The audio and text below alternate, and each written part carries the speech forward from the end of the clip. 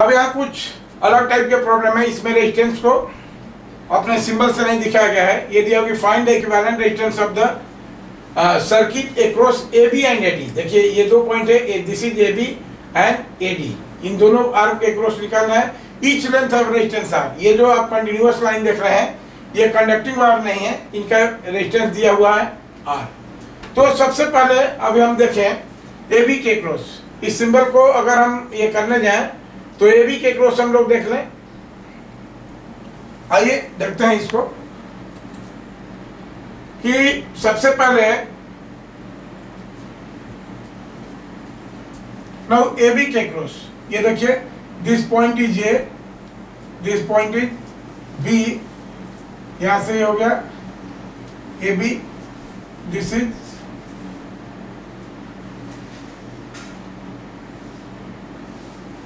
D and this is C,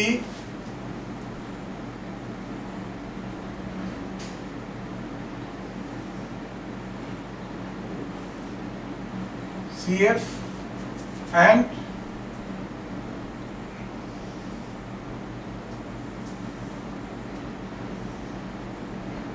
E। तो अभी इन दोनों केस में हमको निकालना है कि R AB is equal to 1 and second is R AD is equal to 1। दोनों दो प्रॉब्लम है और देखिए इसको हम ये करते हैं। अब सबसे पहले देखें AB के क्रॉस, मतलब यहाँ से A से करंट एंट्री करेगी ऐसे और ये निकलेगी ऐसे B से। तो जब इस प्रॉब्लम को ऑलरेडी हम पीछे के प्रॉब्लम समझा चुके हैं। देखिए सिमेट्री कैसे बन रही है, दो पॉसिबिलिटी, एक तो A से B पर सीधे चली आएगी करंट, दूसरा ADCB होते हुए और AE ब्रांच होते हुए। तो ये देख रहे हैं कि ये सर्किट आपको ऑलरेडी समझाया जा चुका है पीछे के प्रॉब्लम में कि this is very symmetric circuit.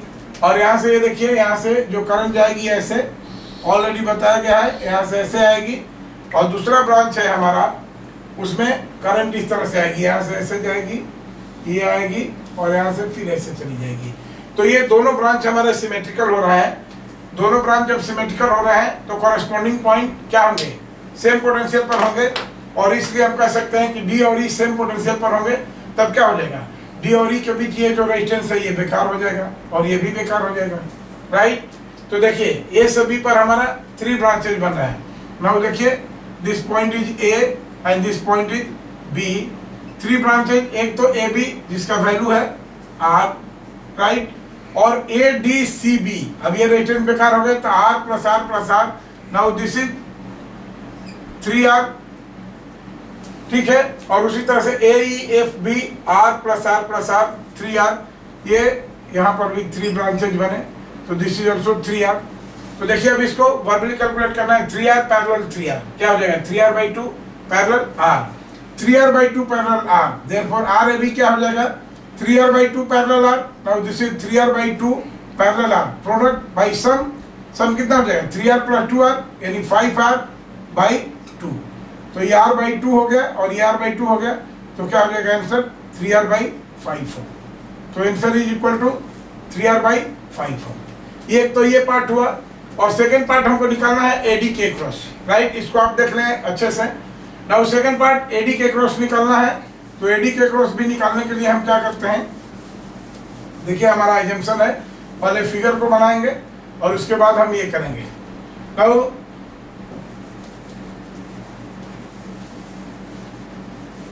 This part is AD। देखिए अब ये है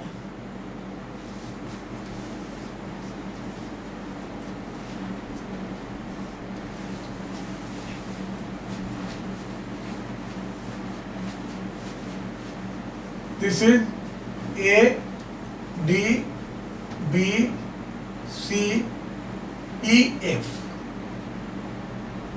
अब हमको निकालना है AD के cross.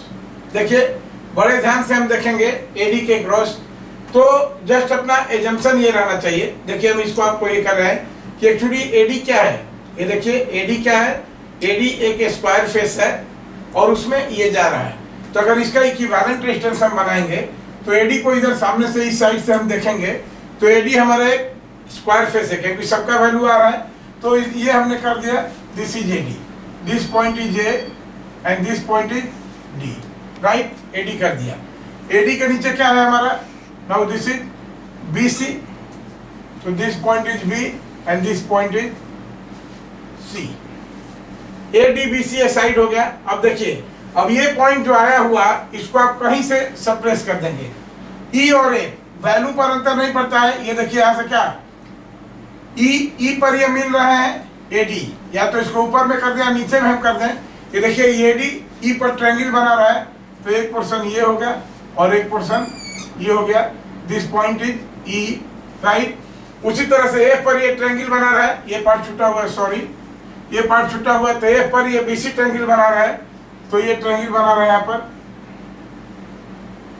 Now this is F और E और F भी ज्वाइंट है, तो ये हो गया हमारा equivalent circuit. And value of each resistance is R, this is R, R, R, R, R, R, ये R, ये R और ये R, राइट। अब देखिए, अब ये हमारा बहुत ही आसान हो गया प्रॉब्लम। कहीं से भी हम करें, मेथड ऑफ सिमेट्री यूज कर सकते हैं। मेथड ऑफ सिमेट्री में क्या होगा हमारा, ये देखिए, ये कलर जो हम दे रहे हैं, this will be line of symmetry, right. ये लाइन ऑफ सिमेट्री होगी क्योंकि बीचों बीच इसको डिवाइड कर रही है। ब्लू कलर से आप देखिए, तो क्या हो जाएगा, अब ये पॉइंट देखिए, ये पॉइंट, ये value of this resistance is R, ये और ये सेम पोटेंशियल पर होंगे। तो चलिए इसको हम यहीं बगल में सोल्व करते हैं। अब हमारा क्या होगा, जब ये पॉइंट सेम पोटेंशियल पर होंगे, यहां से ये देखिए, तो E और F पॉइंट सेम पोटेंशियल पर होंगे, तो ये रेजिस्टेंस बेकार हो जाएगा क्योंकि इसमें कोई करंट नहीं फ्लो करेगी। ये रेजिस्टेंस कितना हो जाएगा, R/2, क्योंकि जो पॉइंट ऑफ सिमेट्री पर पॉइंट लेके रखा है ये हाफ हो जाएगा। तो देखिए हमारा सर्किट कुछ इस तरह का हो जाएगा जिसका वैल्यू भी है। Now this lower resistance is R/2, right half circuit को हम मिटा देते हैं। Value of this resistance is R/2। ये पॉइंट खुला हो गया, ये रेजिस्टेंस तो रेसिस्ट नहीं कर रहा है सर्किट को, तो ये हो गया ऐसे, राइट। इसका वैल्यू है R, ठीक है। और ये देखिए यहां से ये पार्ट भी हमारा खत्म हो गया, तो इस रेजिस्टेंस का वैल्यू है R/2 क्योंकि आधा मिट गया है। तो हमारा ये इक्विवेलेंट सर्किट है। और ये सारे के सारे पॉइंट E, F, ये देख रहे हैं सब सेम पोटेंशियल पर है। ये पॉइंट, ये पॉइंट, ये पॉइंट और ये पॉइंट, इनको हम शॉर्ट सर्किट कर दें, राइट। तो ये सारे पॉइंट्स को अगर हम मिला देते हैं तो हमारा इक्विवेलेंट सर्किट कैसा हो जाएगा। नाउ दिस इज AB, देखिए ये इमेजिनेशन है, दिस इज AB। और ये देखिए अब R/2 parallel R, R/2 parallel R कितना हो जाएगा, देख लीजिए यहाँ से, R/2 parallel R, R/2 into R divided by कितना हो जाएगा 3R/2, ये R/2 कट गया, R/3। तो ये हो गया R/2 पैरेलल R, ये E पॉइंट पर आया, AB के बीच ये तो एक रेजिस्टेंस R है ही है। नाउ AE, ये पॉइंट है E, और AE के बीच ये रेजिस्टेंस कितना हो जाएगा, दिस इज R/3, इसको कैलकुलेट कर चुके हैं। और उसी तरह से ये F और E भी सेम पोटेंशियल पर है, तो इनको हम ऐसे कर दें, F और E, ये पॉइंट F हो गया, और ये कितना R parallel R/2 which is R/3, तो दिस इज ऑल्सो R/3। तो हमारा इक्विवेलेंट सर्किट ये हो गया। अब AB के अक्रॉस क्या हो जाएगा, R/3 plus R/3, 2R/3 parallel R। तो अब ये क्या हो गया, this is 2R/3 parallel R। देखिए 2R/3 पैरेलल R में क्या हो जाएगा, 2R/3, RAB लिख देते हैं। Now this is RAB is equal to 2R/3 parallel R, R/3 plus R/3, 2R/3, तो this is product 2R/3 into R divided by 2R/3 plus R, तो 3R plus 2R 5R/3, right. तो ये R/3 और R/3 cut गया, तो क्या हो गया, therefore this will be equal to 2R/5, this will be the answer।